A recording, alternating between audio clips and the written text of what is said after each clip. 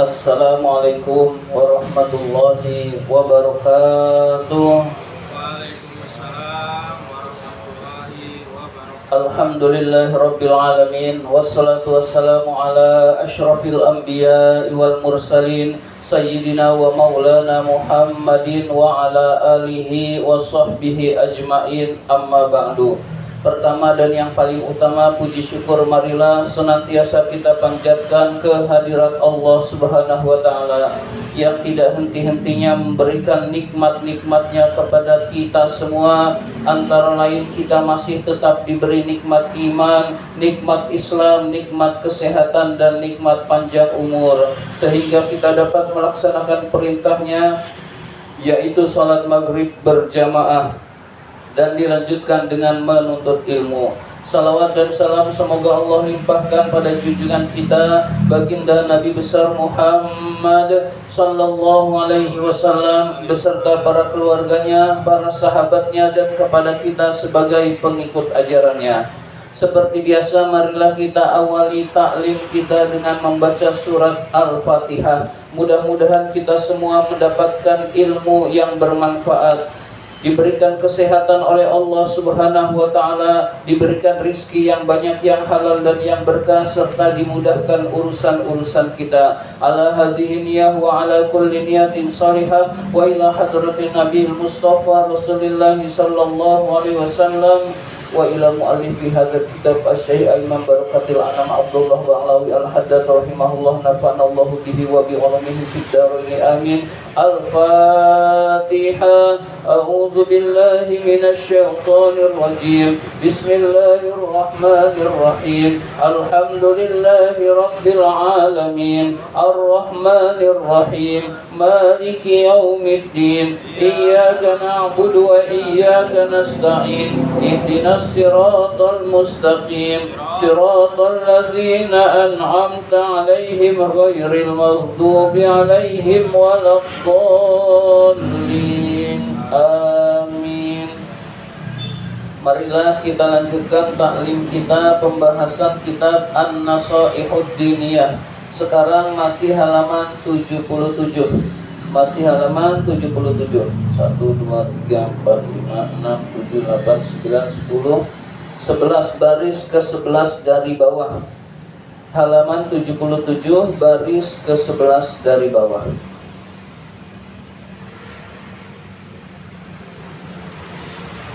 Bismillahirrahmanirrahim. Wa qad qarranallahu, sungguh Allah menggabungkan bainal amri, antara perintahnya, bil ihsani, untuk berbuat baik, ilal kurba, kepada kerabat, wal masakini, dan kepada orang-orang miskin.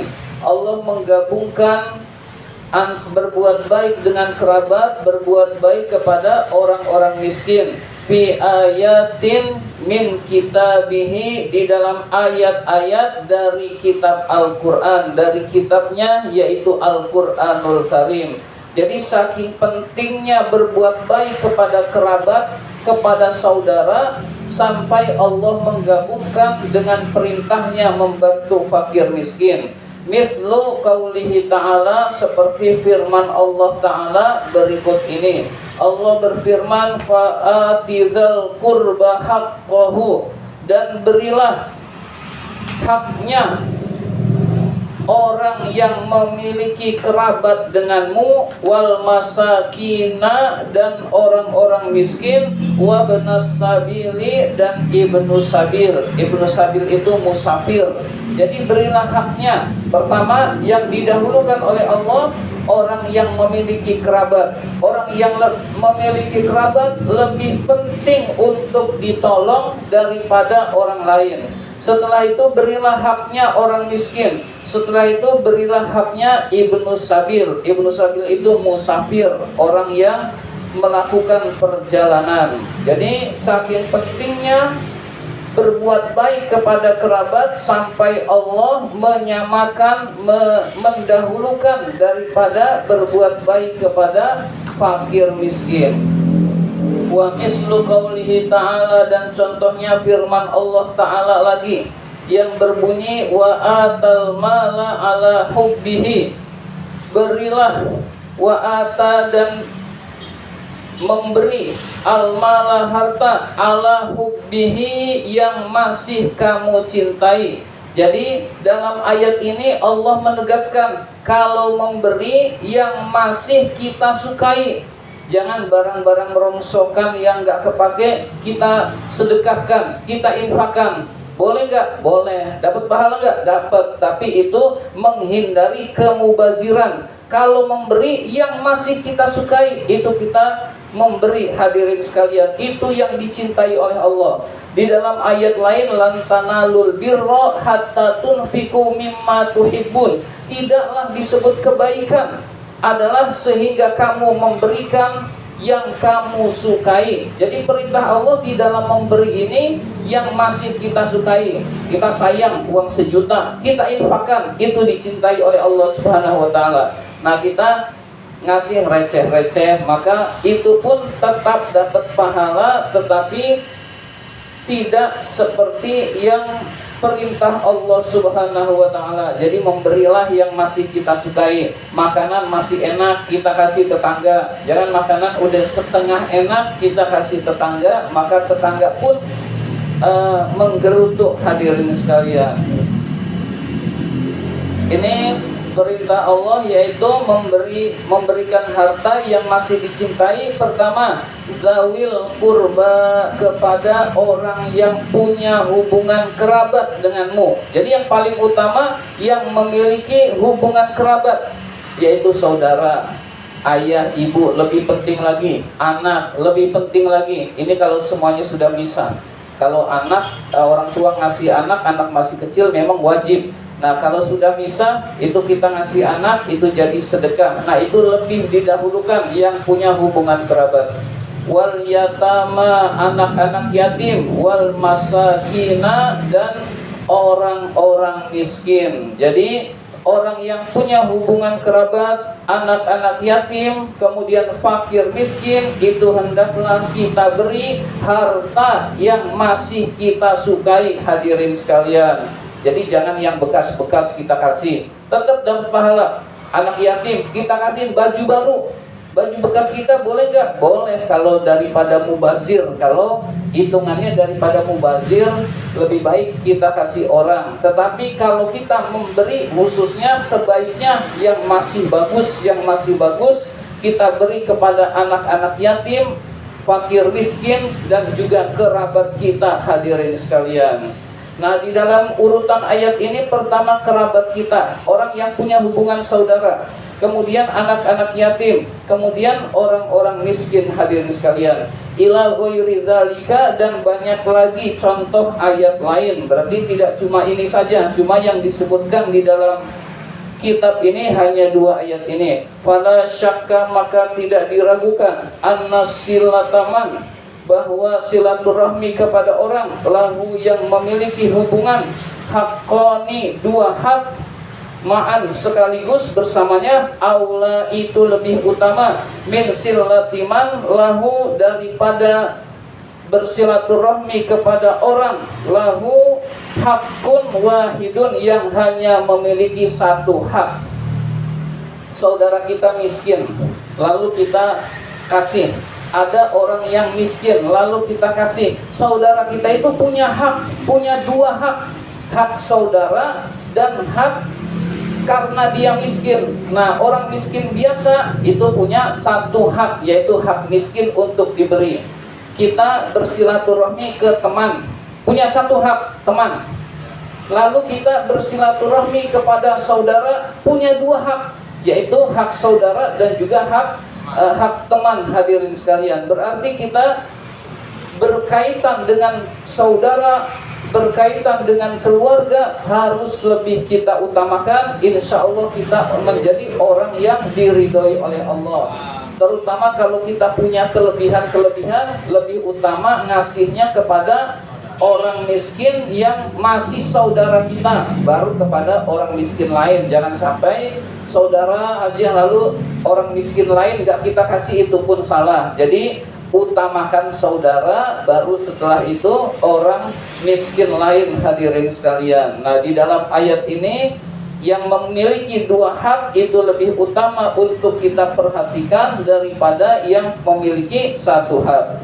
Falyajtahid, maka bersungguh-sungguhlah al-abdu, seorang hamba, al-muwaffiqu, yang telah mendapatkan taufik dari Allah, fi silati arhamihi, di dalam bersilaturahmi kepada kerabat, wa aqaribihi, dan kepada kerabat, bikul lima yumkinuhu, dengan seluruh kemampuan, wa yastati'uhu, dan semua yang ia bisa, min birrin, berupa kebaikan, wa ma'rufin, berupa perbuatan baik, wa hadiyatin, berupa hadiah, wa sedaqatin, berupa sedekah, wa ziyaratin, berupa kunjungan, wa mu'anasatin, dan berupa penghiburan, menghibur ketika berduka. Itu namanya mu'anasah, menghibur ketika berduka.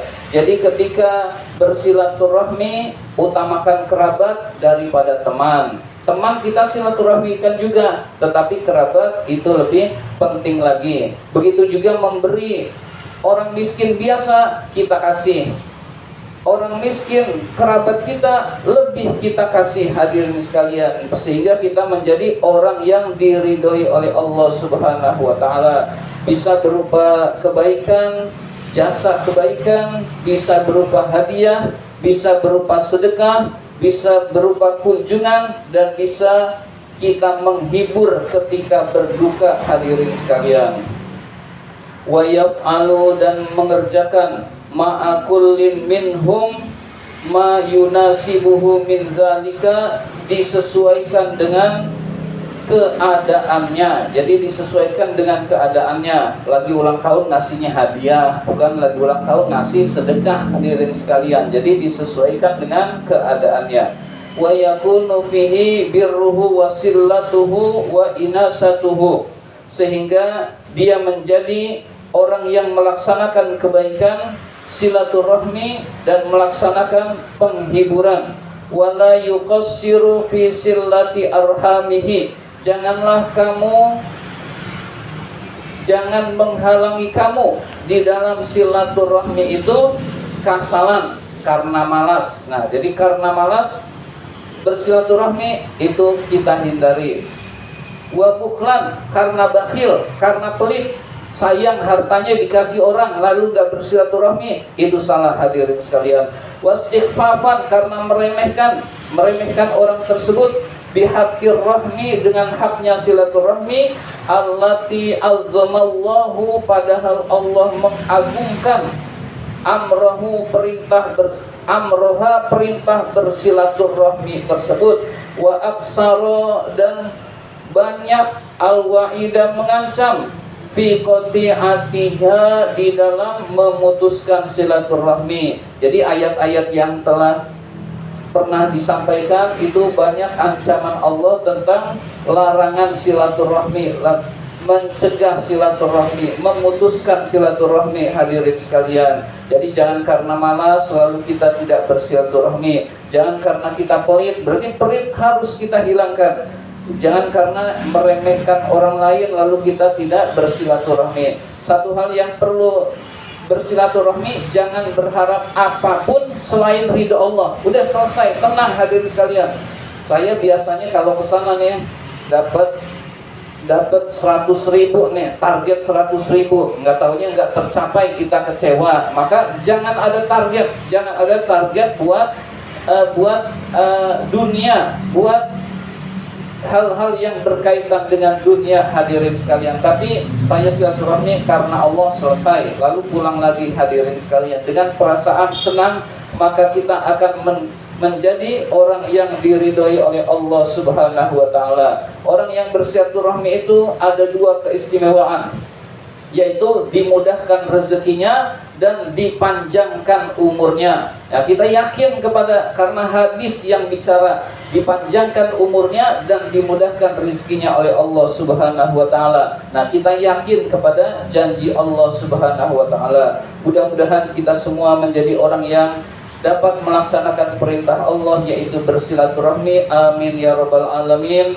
Allahumma inna na'udzubika min ilmin la yanfa wa qalbin la yakhsha wa amalin la yurfa wa du'ain la yusma. Amin ya rabbal alamin. Demikian, kurang lebihnya mohon maaf. Terima kasih atas perhatian. Mohon maaf apabila ada kata-kata yang kurang berkenan. Wabillahi taufiq wal hidayah. Wassalamualaikum warahmatullahi wabarakatuh.